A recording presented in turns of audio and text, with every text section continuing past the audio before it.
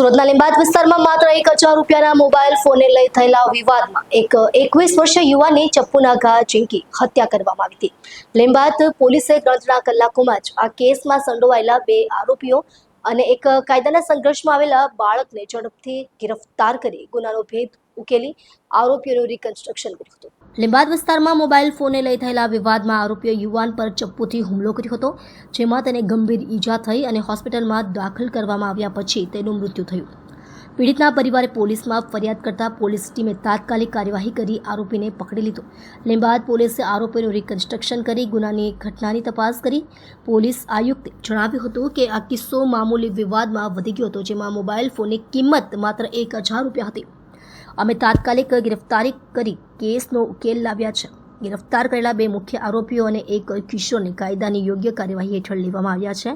Police આરોપીઓ સામે હત્યા અને અન્ય ગંભીર ગુના દાખલ કરી તપાસ ચલાવી રહી છે।